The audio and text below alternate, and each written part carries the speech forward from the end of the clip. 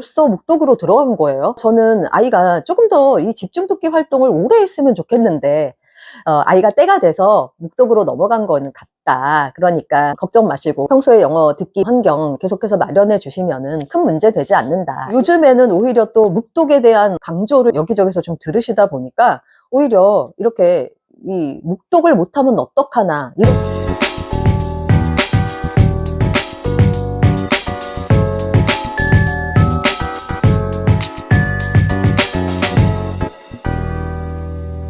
요즘에 특히 이 묵독에 대해서 궁금해 하시는 분들이 많으시더라고요. 그래서 오늘은 왜 우리 아이가 묵독이 안 되는지에 대한 이야기 나누어 볼까 합니다. 일단 읽기라는 행위 자체의 정의를 여러분들이 한번 생각해 보실 필요가 있으실 것 같아요. 저는 책 듣기도 하나의 읽기라고 말씀을 드린 적이 있죠. 제 책에서. 왜냐하면 우리 아이들은 활자를 아직 모르기 때문에 이제 소리와 더불어서 맥락을 제공해주면 그것이 뭐 그림책 속의 그림이 될 수도 있고 영상이 될 수도 있는데요. 아무튼 맥락을 파악할 수 있는 내용과 소리가 함께하는 형태의 활동을 아이들이 평소에 즐기게 되면 그 언어로서 읽는 아주 첫걸음이 될 수 있다. 이렇게 말씀을 드린 바 있어요. 그래서 엄마 아빠가 활자를 모르는 아이에게 그림책을 이렇게 읽어주는 활동도 아이 입장에서는 책 듣기이지만 이것도 뭐 첫 발을 다 내딛는 처음 읽기 활동이라고 할 수가 있을 것 같아요. 그래서 제가 예전에 아이들을 대면해서 가르치던 시절에 아이들한테 책을 빌려주는 형식으로 제가 교습소를 운영을 했었는데요. 그때 아이들한테 책 읽어와 라고 얘기를 하면 어떤 아이들은 읽어오라는 말 한마디에 낭독을 열심히 해가지고 왔는데 제가 생각하는 읽기보다 그냥 활자만 줄줄줄 해독하는 형태의 읽기를 하고 오는 경우가 종종 있어서 이 부분에 대해서 제 첫 번째 책에다가 적었던 것입니다. 아무튼 읽기의 활동은 어느 한 가지로 정의를 내리기가 어렵죠. 우리가 사람 얼굴을 보고도 그 마음을 읽는다라고 말을 하지 않습니까? 아무튼 읽는다는 어떤 행위에 있어서 궁극적인 어떤 종착지가 있다면 능동적으로 독립적으로 읽는 그리고 생각하면서 읽는 활동이 될 것이고요. 그 이전에 소리에 더 이상 의존하지 않고 읽는 형태인 묵독이 자리하게 될 것 같습니다. 아무튼 이 묵독의 중요성을 요즘에 질문들을 많이 하시는데요.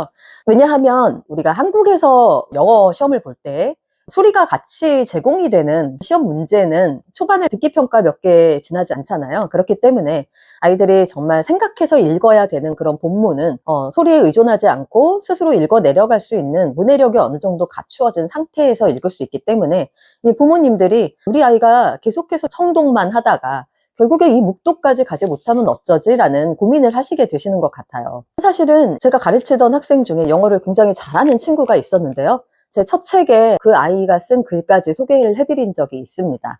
아무튼 이 친구의 부모님이 처음 이제 엄마표 영어를 접하시고 그리고 저를 만나서 아이를 맡기실 당시에는 이 집중듣기 혹은 청독이라고 알려져 있는 그 소리를 들으면서 활자를 따라가는 형태의 읽기 활동이 굉장히 많은 관심을 받고 있었을 때이고 저 역시도 이 활동에 대해서 굉장히 중요하게 말씀을 드리고 있죠.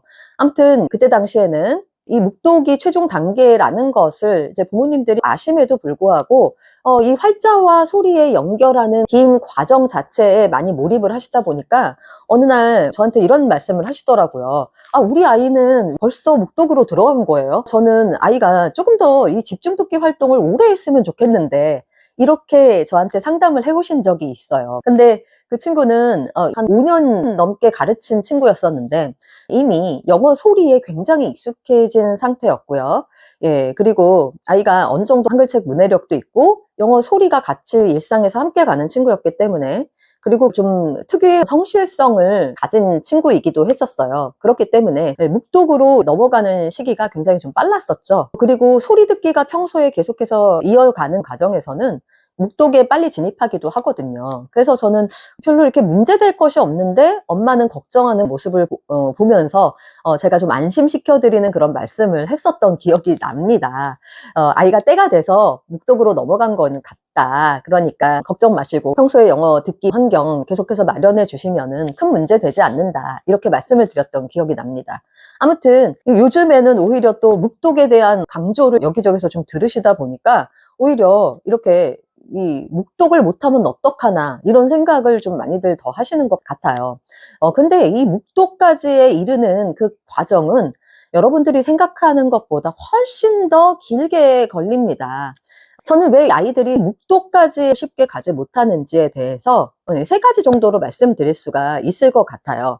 첫 번째는 아이들이 아직 소리에 익숙하지 않아서예요. 보통 이제 2, 3년 정도 엄마들께서 아이에게 뭐 엄마표 영어 하셨다라고 말씀은 하시지만 제가 이제 구체적으로 좀 여쭤보면은 이것이 일상에서 루틴으로 자리 잡기보다는 그냥 어쩌다가 한 번씩만 이제 들려주시는 정도?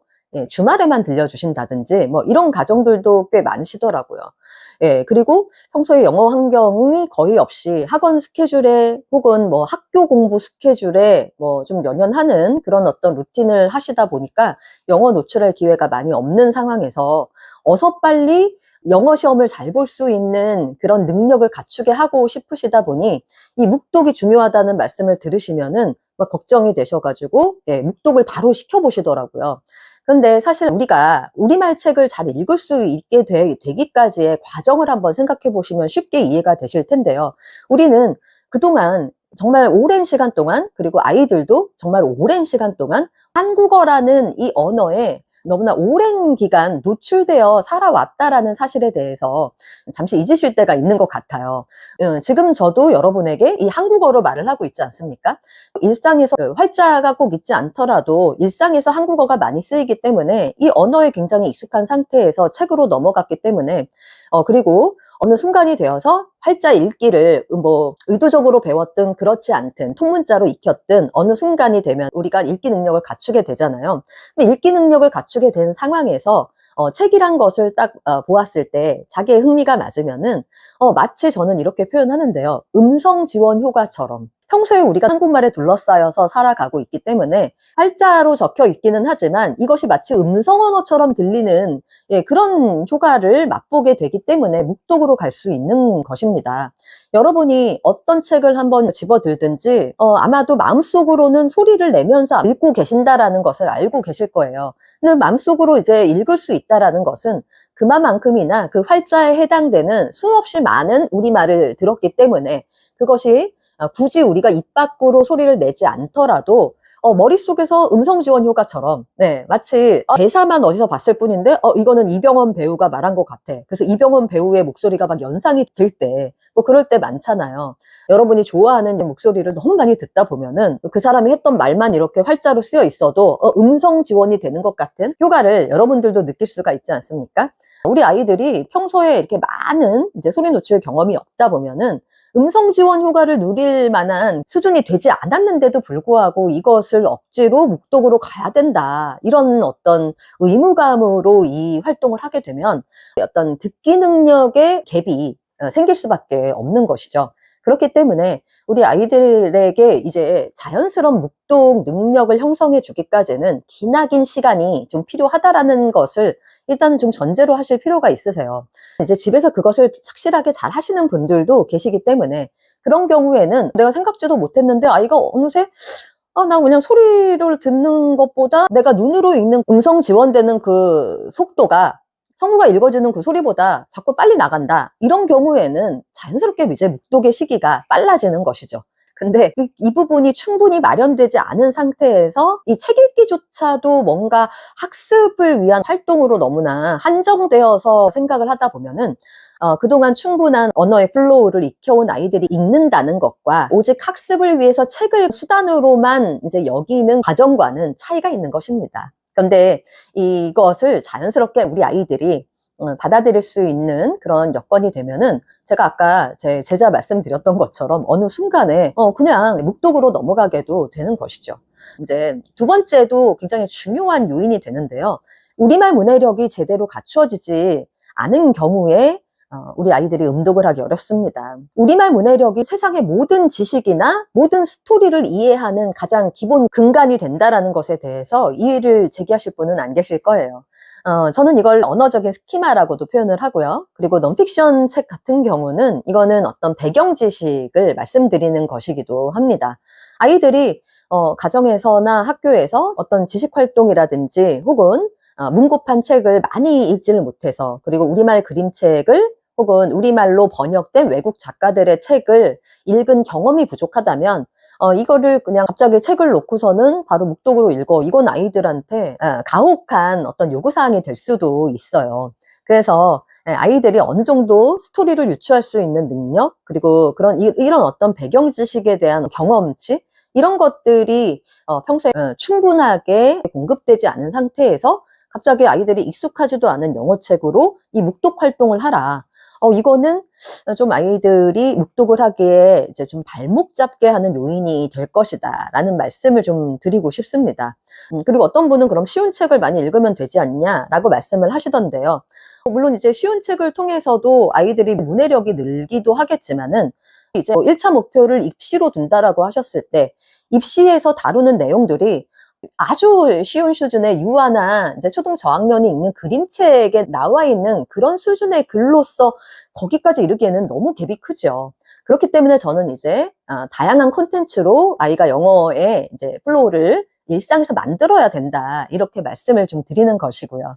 아무튼 이 책으로만 시작해서 책으로 중고등학생들이 읽는 수준까지 이르기는 굉장히 먼 거리라고 할 수가 있기 때문에 이 부분을 좀 기억을 해주셨으면 좋겠어요. 이거는 평소에 우리말로 스토리도 많이 읽고, 그리고 배경 지식을 넓혀가는 그 활동이 분명히 함께 많이 이루어질 때, 그때 아이들이 영어로서도 그런 글들을 그냥 눈으로만 보아도 술술 익혀갈 수 있는 것이고, 아마도 호기심을 가진 친구라면 내가 모르는 것들은 아마 찾아가서라도 아마 읽게 될 겁니다.